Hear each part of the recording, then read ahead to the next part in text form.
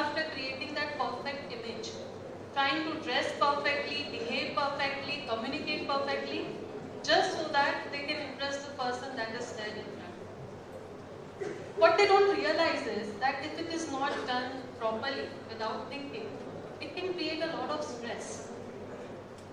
I remember a client of mine, his name was Sunil, and he was a very memorable client because yes, he had a perfect image, he was dressing very well, he was communicating so well, he had all the qualities of a dynamic personality.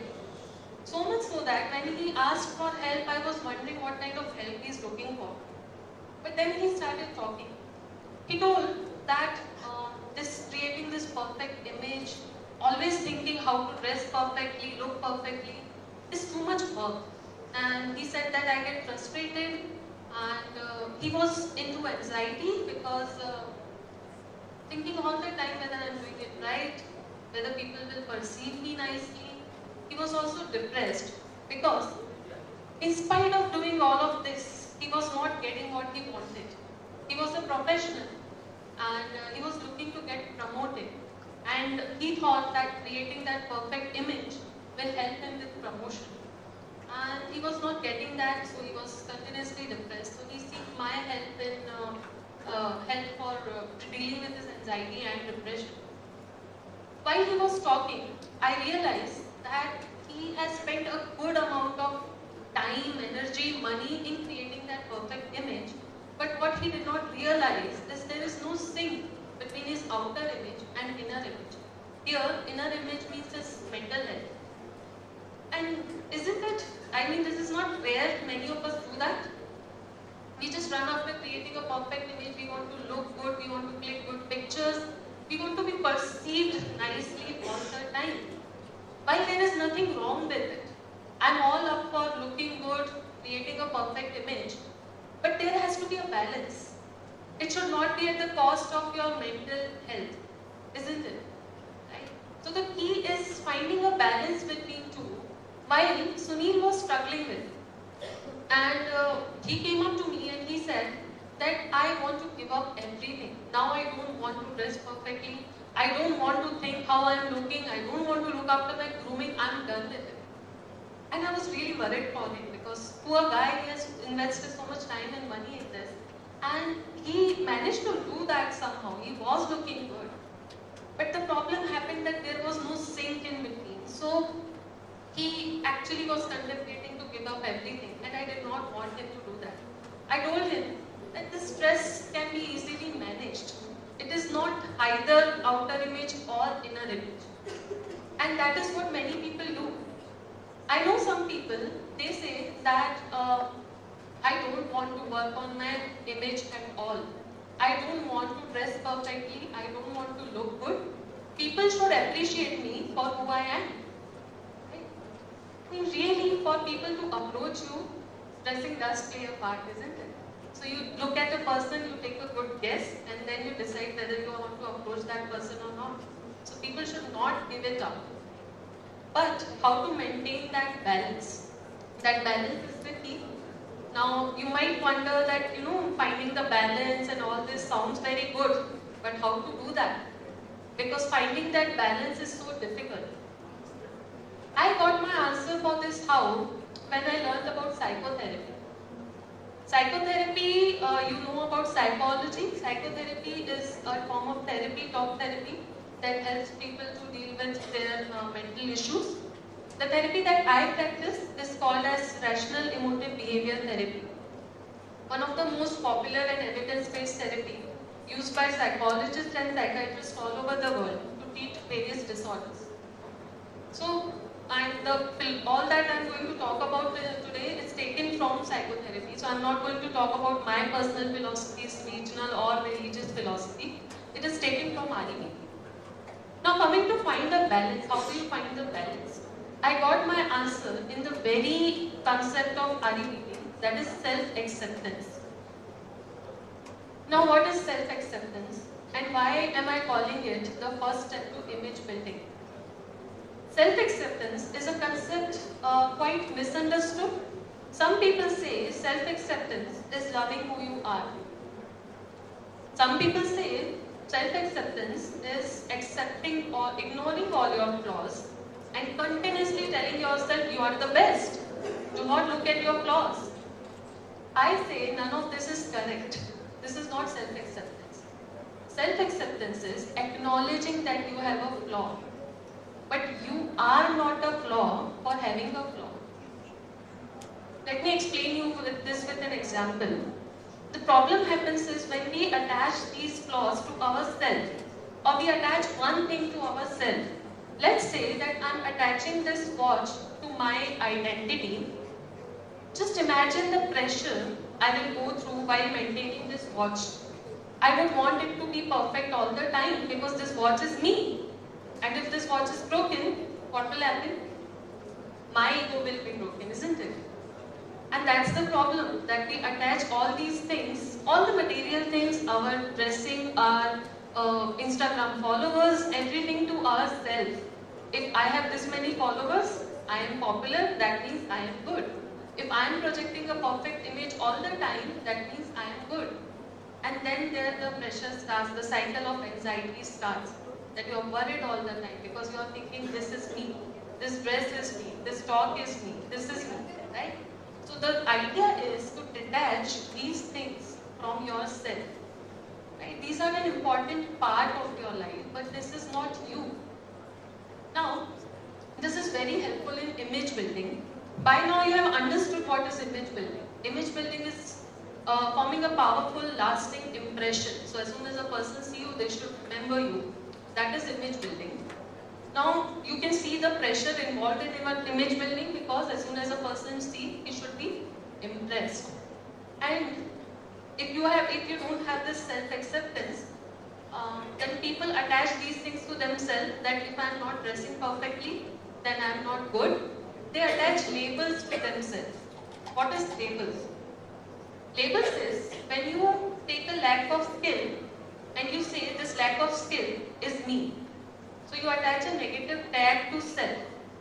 For example, if I failed in an exam, I am a failure. That failure is a label. If I am not dressing perfectly, I am uncultured. That uncultured is a label. In case of Sunil, the client that I was talking about, his label was fool. He said, I am a fool for having invested so much time, energy, money in creating the outer appearance. Do you think that label is correct? Do you think he is entirely fool? Don't you think that time, energy, money was needed to work on that outer appearance? Right? So we worked through his first dilemma that he does not have to give it up all. All he needs is a little self-acceptance. All he needs is to detach himself from the label. These labels have a deep impact in our daily life. So just imagine that, let's say that I'm labeling myself stupid for not knowing how to solve a particular math problem. Now what you did, you availed the world's best mathematician for my help, but my label is I'm stupid. Can you imagine a stupid person solving a math problem? If I'm stupid, how can I solve a problem? If I can solve a problem, how am I stupid? So they work paradoxical. Right? So if I want to solve a problem, I'll have to give up my label of stupid. If I don't give it up, I'm not saying I won't be able to solve that problem, but I'll be continuously anxious. Even if I solve that one problem, I worry that I won't be able to solve the next problem. So the idea is to give up the label, accept your flaw, but then say that I am not this flaw. Even if I made a mistake here, that does not mean that I am a mistake. Now, I remember my journey when I was young, I was loaded with labels. And I'm sure this must be the case with most of you all here. We are always loaded with labels. I am this, I am that. People might think that I am this. People might think I am not confident. People might think I am judgmental, whatever. So I remember my time when I was loaded with labels. I was so insecure, all the time worried if I am speaking in the right manner, if people are perceiving me correctly. And that created so much stress that I automatically started pushing myself away from people. And that even confirmed my label that probably I am not likable. I did not realize that I am doing this to myself. It's I who is assuming that I am not likable. I am pushing myself away, but I am saying that people don't like me. The time when I got rid of these labels was when I learned about self-acceptance. That was the time I learned that even if I am anxious, it is human. Having negative feelings is human, and it does not tell anything about me. Now, after knowing all these things, it is not that I was not focusing on image consulting, on focusing on appearance. I was very much interested in it. I was very much fascinated by the fact that how do you form a lasting first impression. So I went ahead with learning about image consulting. But I chose not to attach any labels while I am learning about image consulting. So that helped me to learn any skill better. So if you see, look at my dress, like if you say that dressing does help and it does give some cues, right? So like the way I am dressing right now, it is giving some cues to you. It is a mismatch, we say it is a mismatch jacket because dress is black, it is white. So it is a mismatched dress. It is giving a message to you. I could have gone for a power suit, like a black pant over a black jacket and a black pant. Full power suit like those corporate people sitting in big cabins. But they look very authoritative, isn't it? Sometimes unapproachable. You will have to think twice before approaching them. As a therapist, as a trainer, I can't afford to look unapproachable. So hence this choice of dress. So what I mean to say is these things are very important. We should look after it. But we should not make it all about ourselves. So even if you goof up sometime, it is not your identity. It only says that you goofed up.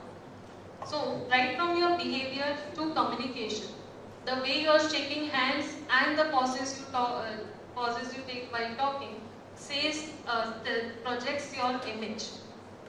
And it is the moment, like the time it is taken to form a lasting impression is only 3 seconds. Within 3 seconds, you judge a person whether you are going to talk to this person or not, or you have an image of that person just within 3 seconds. And that is why we are all so much conscious about image all the time. But if you want to learn these things, I'll come back to the self-acceptance part. If you want to learn this, you will have to detach these things from yourself. You have to understand that this is lack of skill. This is not you. I'm very careful while I'm saying that this is lack of skill. Skill means, skills are things that can be learned. You are not born with it, you learn these skills. So people came in, they sang, they played guitar, this is a skill. People invest time in learning skill. But if you say that if I lack skill and I am bad because for not having that skill, you won't be able to learn that skill freely. So self-acceptance is the first step to image building. Because once you go for, you will get all the kind of help for outer appearance. There are many personality development classes you can attend that will help you for outer appearance. But all this while you will understand, outer appearance is important. People do judge me for outer appearance. And in the process, you continue getting anxious. And if you don't get the desired results, you continue getting depressed. So the key is that you accept yourself, you find a balance. I always say that I'm very glad that psychology happened first to me and then image consulting. This way, I could understand the importance of mental health first. I could understand the detachment first. And then I went for outer appearance. There's nothing wrong with it. Go for it because it does create a huge impact when you are dressing well and looking well. But you will only able to learn these skills freely once you understand to maintain the balance. If there is a mismatch, let's say that you are looking very good, but there is a mismatch, like you are not confident and you are anxious, people do notice this mismatch. Like what was happening to Sunil, he was looking very good, he was very well dressed, very attractive, communication really good, somewhat inconfident, but very well dressed, but anxious. But he was dressed well. Right? But this mismatch was bothering everyone around him, and that's why he was not getting the desired result. So in order to, for true excel, true image building, you need to start your journey with self-acceptance. And then go for all the kind of skills that you want to learn. I know you might have many aspirations. I want to be looked at like this. I want to be perceived like this. By all means, go for it. But do not make it your identity. You are more than your dressing. You are more than your Instagram followers. You are more than how people are perceiving you. So use these things for practical advantages, but do not make it your identity. So all I would like to say is that your journey to image building should start from self-acceptance. Thank you.